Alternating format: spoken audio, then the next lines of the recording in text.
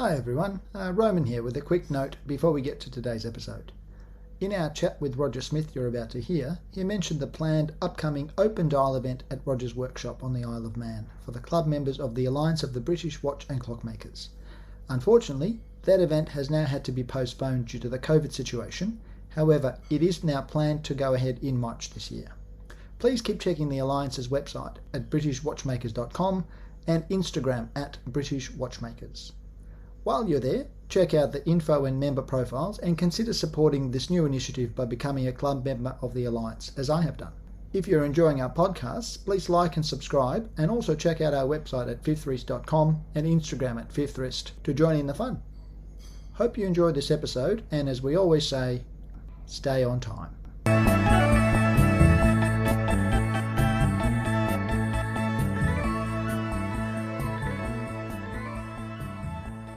Welcome to the Independent Thinking Show for Fifth Wrist Radio. This is a place dedicated to showcasing the great people doing interesting things in the world of horology. My name is Roman, and today I'm joined by my friend and co-host Adam from Medium Watch. Hey Adam, how are you? Very well. I'm excited today. Excellent. Well, you should be. We have a very special guest joining us today.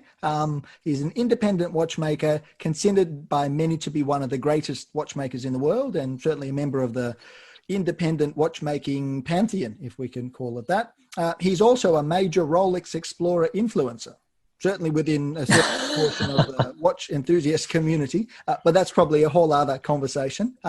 Please welcome Roger Smith to the podcast. Roger, welcome. Wonderful to have you with us. Well, thank you very much. It's great to finally get to talk to you both.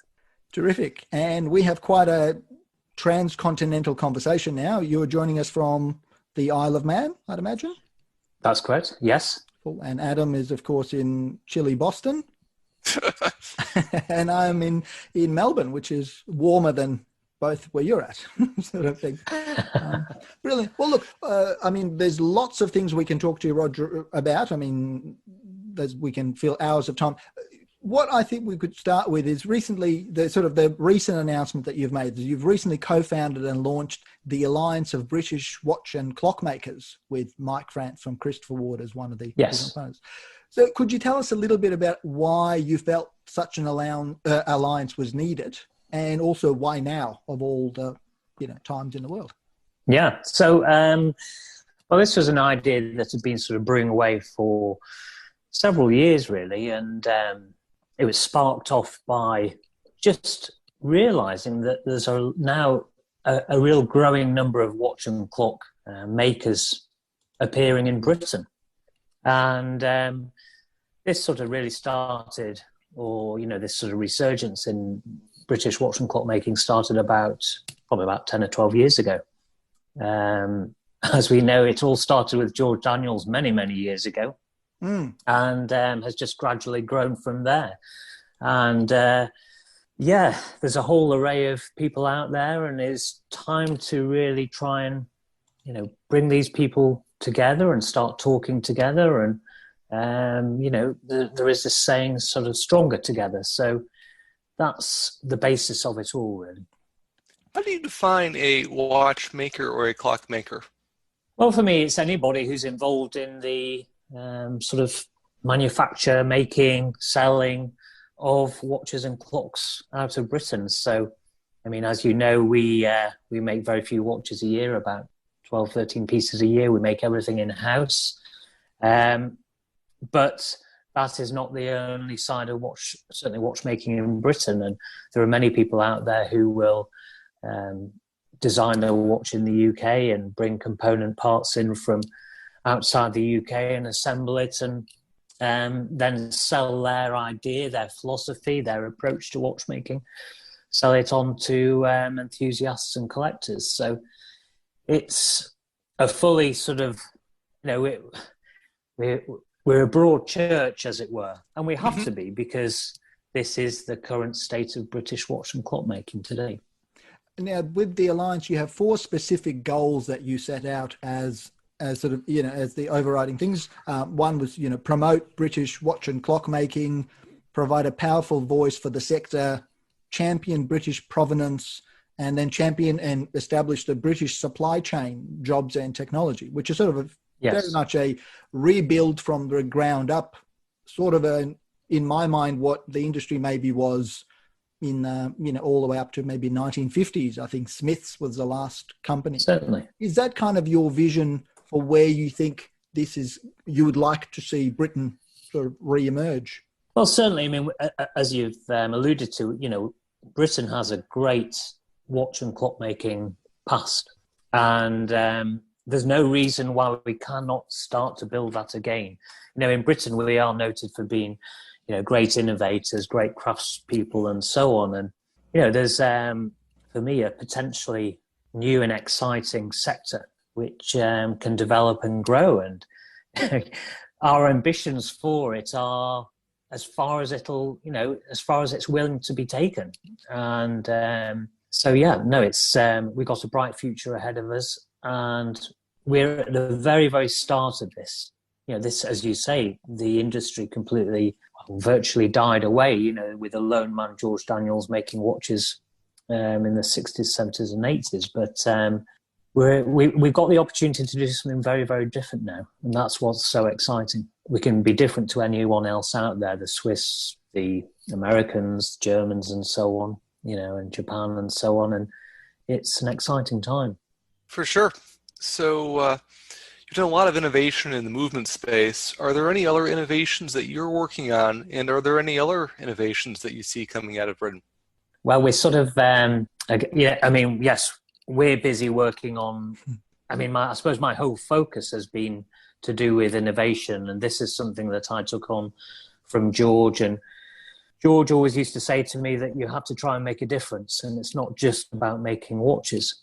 It's about trying to push forward British horology, and that's something that I've taken to heart. And we've spent many, many years now developing the coaxial escapement and taking it on from George's concept idea, which he proved would work and so on. But we've been trying to develop it for the modern mechanical watch, and we've done huge amounts of work there. And we're now working with Manchester Metropolitan University to develop nanotechnology for watches, which will hopefully, and we're still very early stages, but the ultimate goal is to remove lubrication from a watch, from a wristwatch.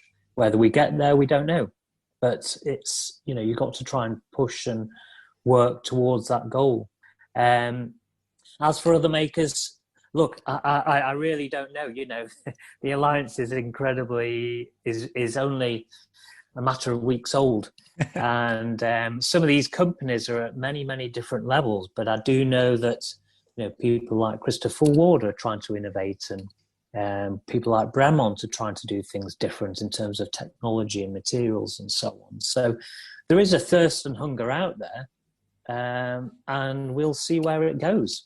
We really are, as I say, at the beginning of this sort of hopefully a very long and fruitful journey. And do you think the cachet of the British name, or place of origin, do you think the collector community knows and appreciates it now, or is it something that needs to be sort of fostered and built? Obviously, excluding your work and some of the high-end, work with Robert Bray at Sinclair Harding and the Struthers and a few others who I'm probably forgetting. Do you think there is an element of reintroducing a new generation, if we can say that, to the concept? Well, I think certainly. I think many of the collectors out there will already know about it, but one of the goals of the Alliance is to try and trying to engage with a completely new audience, people who have never really heard about British watch or clockmaking. That's an important part of what we're trying to achieve with the Alliance, is to reach out to a new audience and to educate people that British watchmaking is something that you should take interest in, and people can collect and build up collections and so on. So there's certainly many sort of facets to the Alliance, but education is one of them, and one of the many challenges. Fantastic. The other question I had was, looking at the alliance, how does it fit within the sort of the other horological bodies that the UK has? And there's the British Horological Institute, there's the Antiquarian Horological Society, there's a worship of company of clockmakers that I'm a member of. Where do you see the alliance sort of slotting in and working together in synergy with the other bodies? Yeah, well, I mean, we're not in competition with these organisations. They've been around for many, many years, and they have their own focuses. But for us, we set this up because our particular sector wasn't receiving the focus that we believed it needed, and who better to run it but the people who are actually in the sector. And so that's why our founding board is made up of watch and clockmakers, British watch and clockmakers. And of course, we're the best people to understand the issues that we have within the sector.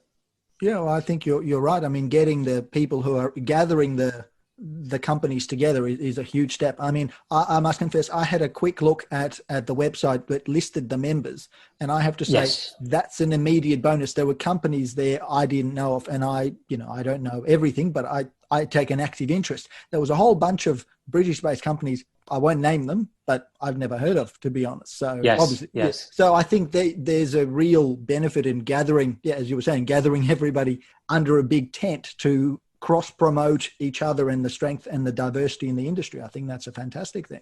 Good. Yes, no, well, that's what we, it has, you can go online and you can do searches and find out who is, watchmaking or clockmaking in the UK. But as you say, there's no central group or body that can help to promote these companies. And that's what we're wanting to do.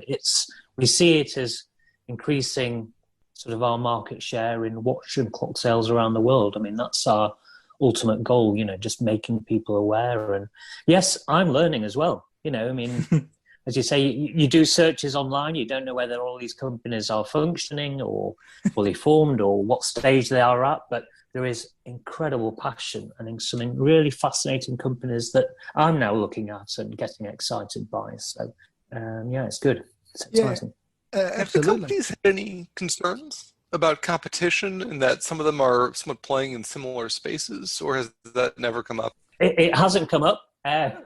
We're very early days, Adam, but no, it certainly hasn't come up. I mean, the response we've had back from the trade members, and I think as of today, we have 38 trade members. I mean, that is really astonishing and very exciting. And we've had many emails and phone calls from many of these trade members, and they are really excited about the potential future. Lots of offers of support. How can they help? How can they help promote what we're doing? And I think it's just, incredibly positive. It's taken me by surprise and also the other founding members. And that's great. Wonderful. And how will you, so just looking at, the alliance in early days going strong, what would be your sort of, how would you define the milestones for success, if you like? What are you sort of aiming to hit, or would you find how you're tracking? Yeah, well, I mean, the first thing is that we've asked KPMG to create a bellwether report, a study into the state of the British watchmaking, clockmaking industry. And we hope from that to be able to find out, our strengths and weaknesses, and then to sort of build a program or, to focus on weak areas. I mean, we know that obviously manufacturing is a weak area within British watch and clockmaking. Actually, probably clockmaking's better served, actually, right, to be fair. But certainly watchmaking, on that scale is pretty limited within Britain. But we need to find out the facts, and we need to find out what can be done in Britain. And, there are huge steps forward in engineering, and I think we can tap into that and start to build on that. So as for sort of how we will be able to map our success, well, it'll be, the increased interest in these companies, the increase in sales, as I say, we're trying to. I'd like to see the industry, British watch and clock making industry, as being a go-to place for a different sector, a different type of watch. There's no way we can compete with the Swiss. There's no way we can compete, yes, with the Germans or so on. But we have a different story to tell, and that's hopefully in years to come, if we can be speaking to people and say, "Oh yes, I collect British watches, I collect British clocks." I think when people are saying that, then we'll have be a long way down the road to achieving our goals. What commonalities unite modern British watch and clock makers? What makes something feel British? Well, to me, I mean, certainly looking at the websites of these 38 new members, it is this drive to tell their own story. And they all seem to be coming from very unique backgrounds. And, this sort of creativity side, I mean, a lot of the brands that I've noticed are certainly very craft-based. And so you've got, companies making their own dials and doing some enameling work and so on. You've got some companies who have restarted extinct family businesses. So a company like Vertex springs to mind, and Fears Watches springs to mind. So it's this sort of, and I think behind it, there's a bit of a pioneering spirit. Of course we can make watches. Let's have a go. These are interestingly, these are people who, a lot of them are coming from outside of the industry. Very few of them, I mean, a tiny, tiny number have come from within the industry. And that for me is really interesting. And again, hopefully the Bellwether report will sort of shine a bit of light onto why is this happening, and what's their direction in horology and so on. So yeah, it's fascinating. We still learn, as you can tell. But that's why it's really exciting to speak with you now. The sort of the germination of the idea, which has been a couple of years in the making, and then seeing you and Mike and Nick from Veers really launch it and get so much excitement within the sector is fantastic. The other thing that I was going to ask you about, and it's sort of we're living through interesting times across many different dynamics. I mean, one is the COVID-19 situation, but that's one thing. The other thing that's particularly interesting for me, looking at the creation of a British alliance, is the time of Brexit. Do you think that will be, and it's sort of hard to know, but do you think it will be a positive for now is the perfect time to create a British alliance because, there'll be some supply issues and a whole other trade issues? Do you think Brexit is a positive thing for the alliance starting, or hard to know from now? Well, yeah, I mean, it is very, very early days. I mean, from what we're hearing from the politicians, it's, in theory, it's business as usual. But I think... we'll see, won't we? But I think it can.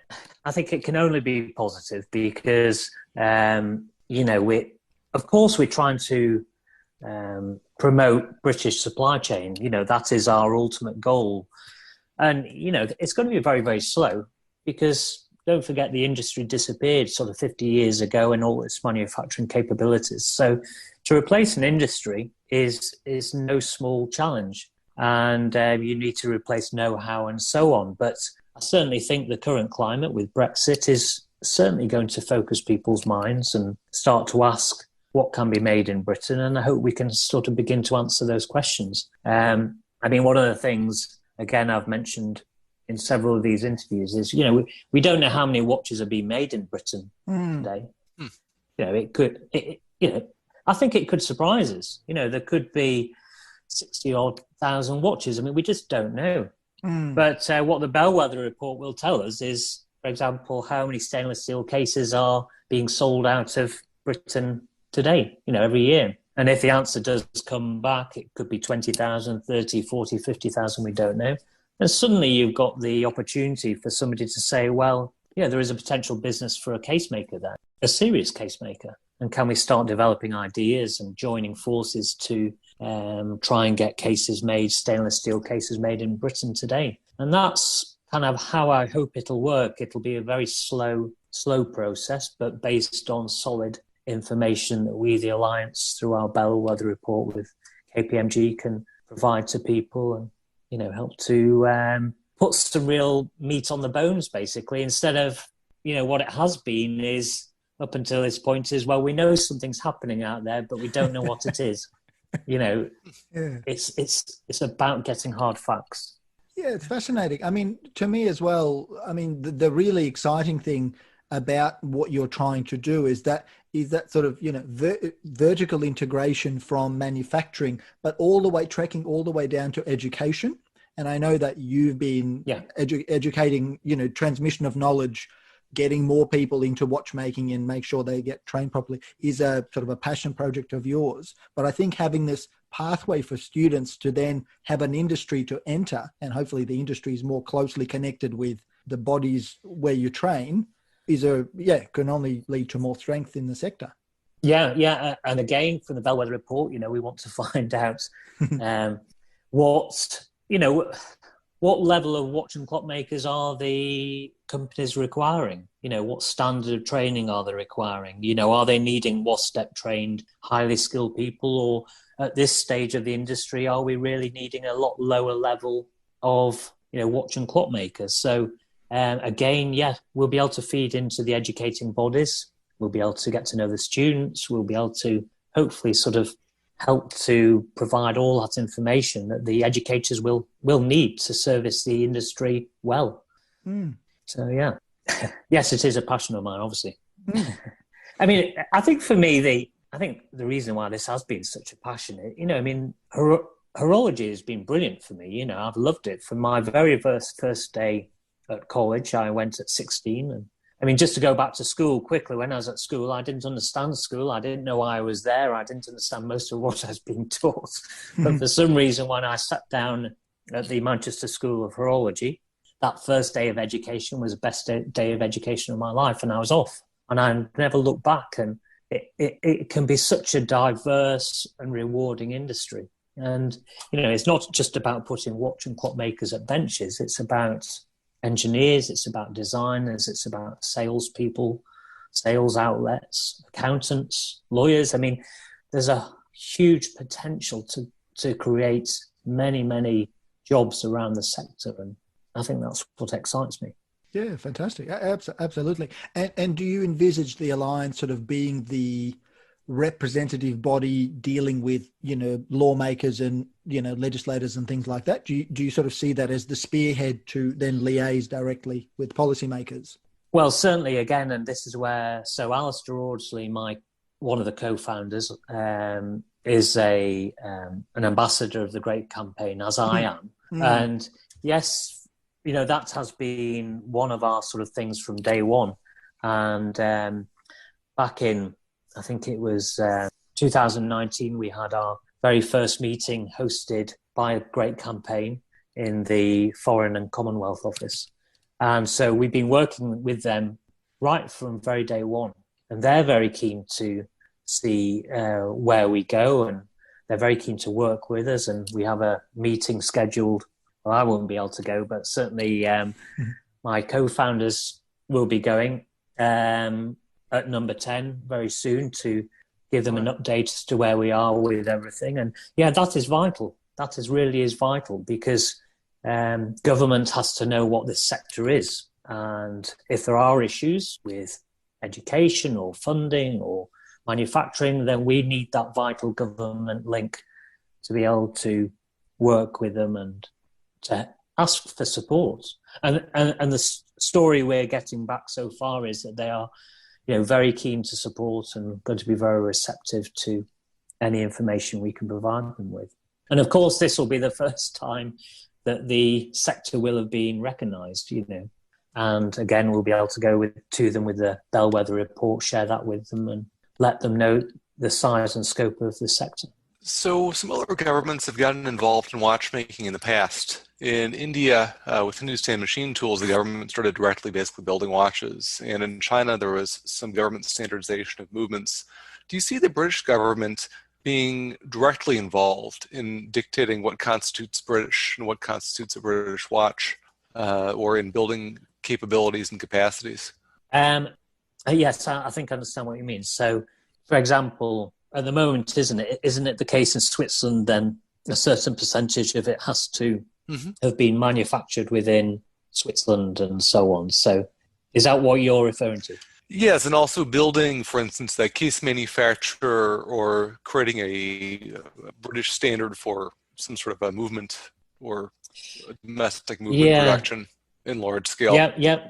Well, we'll see where that goes, but I think sometimes you don't want too much government involvement. It depends, really, doesn't it? I think at the moment, again, we're very early stages, but I think the British people are probably best left to work it out for themselves, and they know their industry better than government does. But of course, government can help, and it can help to give us access to new markets and so on. So yes, of course, any help from the government would be very welcome. But I think we're still finding our way, and we're still very early stages. So a deep involvement from government at this stage would not be good. With regards to sort of standards and so on, and sort of made in Britain, well, again, I think that's something for the future, really. We are at a stage where there are some fully fledged companies like Bramont and Christopher Ward and so on. Really hugely successful companies making some great watches, and yet there are many companies who are in the very, very early stages, and people who are even fledgling. I mean, interestingly, we've had, I think, probably about 7 or 8 companies who are on the verge of launching, Oh, wow. And again, that's, so to be talking about bringing in standards and levels, I think we need to it's too early for that, and we just need to let the industry develop and try and help and support people who are joining the industry, and give all the help we can get without putting regulation and so on, on these sort of fledgling companies and already established companies. So no, it's very much sort of just sit back and see how it develops and help and support. That's what it's all about, really. Yeah, very good. So how do trade members and non-trade members get involved? Is this something that you're actively inviting people to check out and join? Yes, I mean, the process is very easy. So we have a website and a members page where you can either join as a trade member. So basically, a trade member is anyone who is involved in the making, manufacturing, selling of watches and clocks from Britain. So basically, it's a British-based company, any British-based company involved in watch and clock making. We also have free membership for all horological students within Britain at any of the established horological courses. Yeah, wow. And then we have club membership, which is sort of steadily growing. To date, we haven't had any events. Again, we're far too new, but what we wanted to do is get people, as many club members as possible. And that's a side of the Alliance which is going to grow. And we're going to be hosting events. We've got one on the 27th of January, which I suppose in some ways is a bit of a pilot for what we're trying to do. So it's an open dial event. It's going to be hosted here in my workshop. Great name. It's going to be, yes.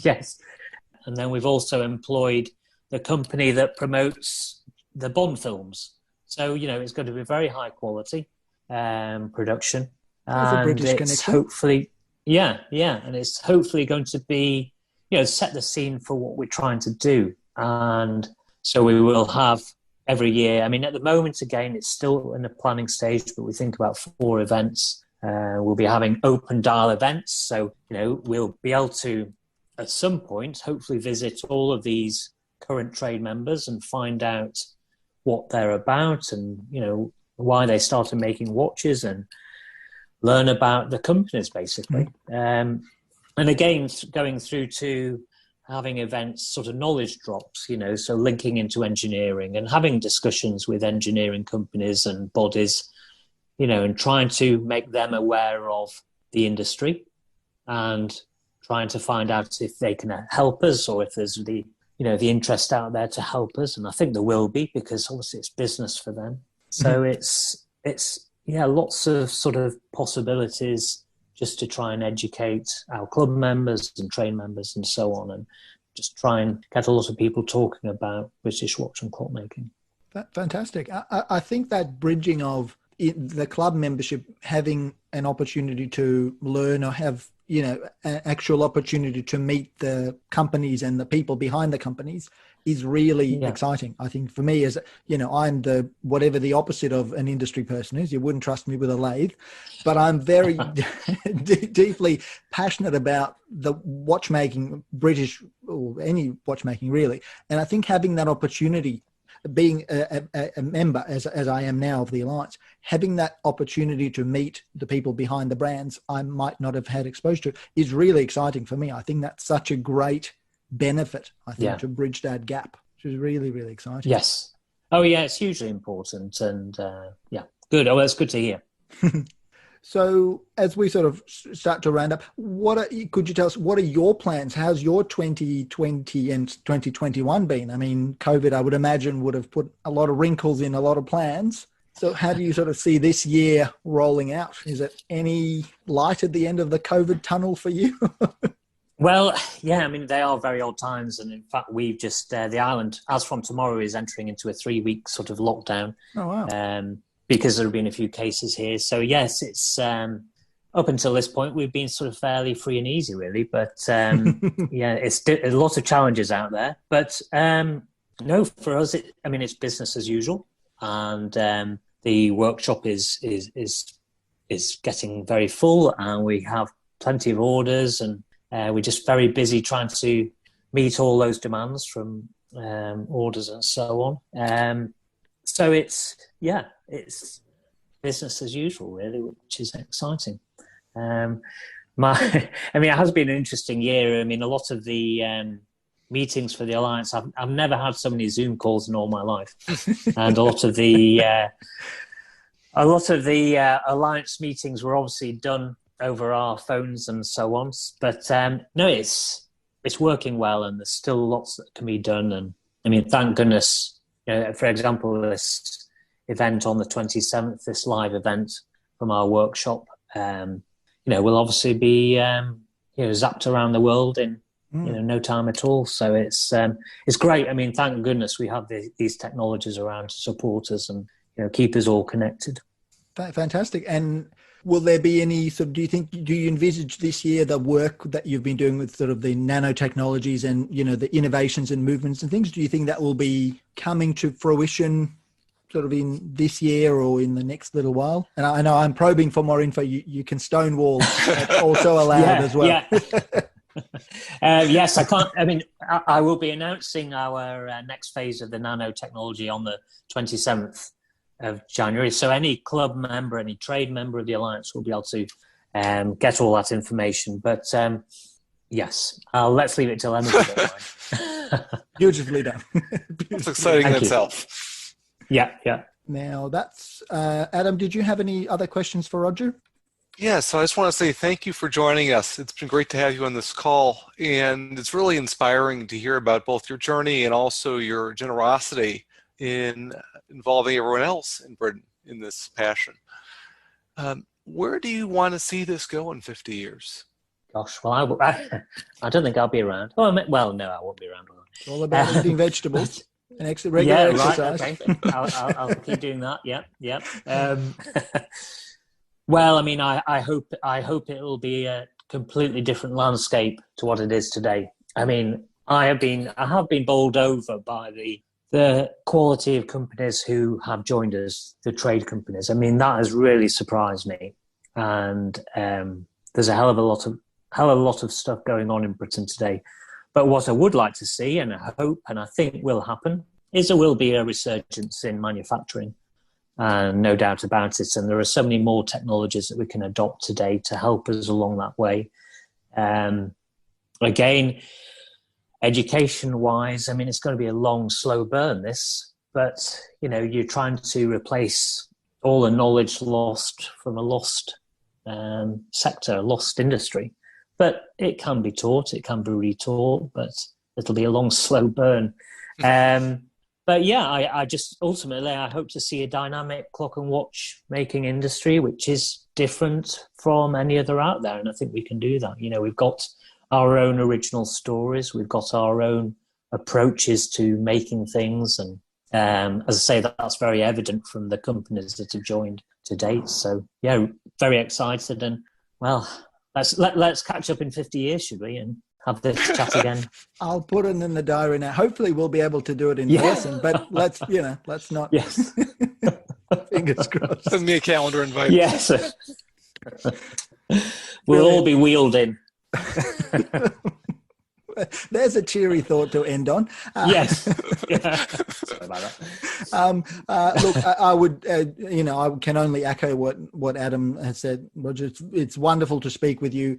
Really exciting to see this alliance being established. I mean, from what you're saying, it's sort of long overdue, and hopefully this will give the spur to the industry, and to reclaim the British clockmaking and watchmaking horological history, really, and heritage that's clearly there. So I just wanted to thank you again. Last question, not strictly related. Could you tell us the reference of that Rolex Explorer? Otherwise, the people who will listen, that will be the first comment. Reference? Yes. I'm not very good with numbers. Is that between the lugs? Oh, did that? Yeah, is it a 14270 or 114-270? I am really hopeless with numbers. That's the watch. It's one of the smaller models from, is it late 80s? I can, is there a number between the lugs which I can tell you after? Yes. So I think it's on the bottom side, maybe. There's a Roger, I have to be honest. Speculating. I collect independent watches, so Rolex is not my bag at all. So I couldn't tell you where it is. No, I will. I'll take the bracelets off and I'll give you the references as I can find. But I'm sorry, I'm a bit. I just like the watch. Yeah, that's all that matters. That's all that matters. Yeah. After I saw you wear that in the Jack Forrester interview, I thought I have to get this, and so I am a proud wearer of a 14270. Oh, sorry, 114-270. Oh, brilliant! Oh, good. See, that's inspired me. Very nice. That's why I opened with you are an influencer within a small group of passionate people. So that's why I know we get grief. But everyone should get a Roger Smith watch at some point. I mean, at least get on. Of course, get yes. in the queue. Get in the queue. Definitely, yes. That's brilliant. Thanks for that. Thank you again, Roger. Wonderful to speak with you. It's been a pleasure. Give us the website where people can find it and the Instagram handle, and we can let you go. Yes, well, it's the Alliance of British Watch and Clockmakers, and the Instagram is @British Watchmakers. Fantastic. Roger Smith, thank you very much for joining the Fifth Wrist Radio podcast. Been a pleasure. It's been a pleasure, and thanks very much for taking the time, guys. I really appreciated it. Thank you. Take care. Thank you. Thanks a lot.